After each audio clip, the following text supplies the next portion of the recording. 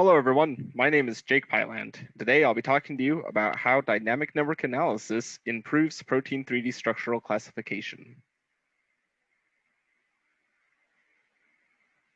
Proteins are the main macromolecules of life, and as protein function is related to protein structure, we are interested in the task of classifying protein structure.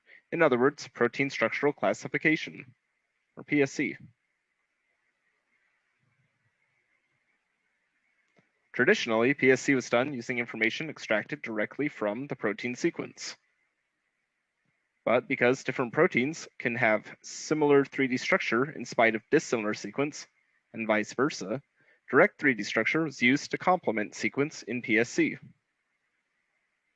We recently proposed an approach that improved on the state of the art by representing proteins as protein structure networks.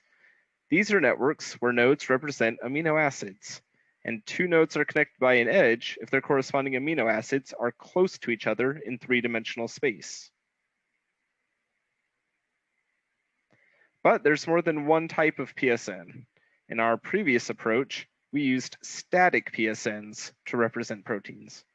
In other words, the entire native structure of the protein was represented by one PSN. However, proteins are not created all at once like that. Instead, they are created over time by linking amino acids together.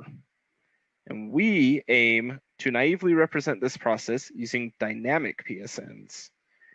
Dynamic PSNs are composed of these snapshots, where each snapshot represents a larger portion of the growing protein.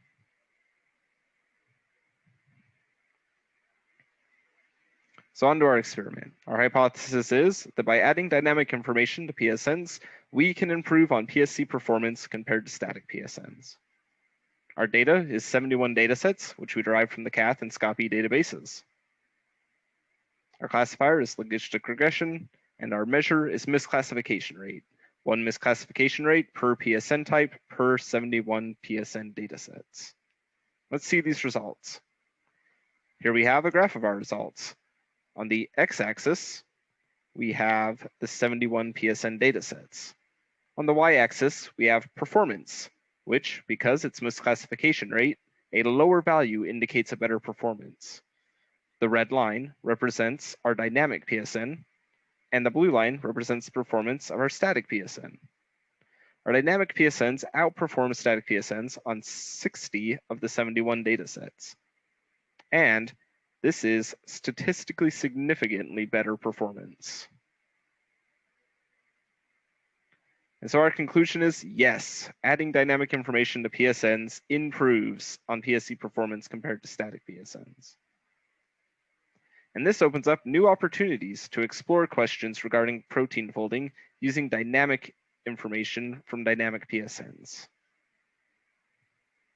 Finally, I would like to acknowledge and express sincere gratitude for the support of my advisor, Dr. Tiana Milakovic, my colleagues at the Complex Networks Lab, and our collaborators, Patricia Clark, Scott Emmerich, and June Lee. And thank you for watching.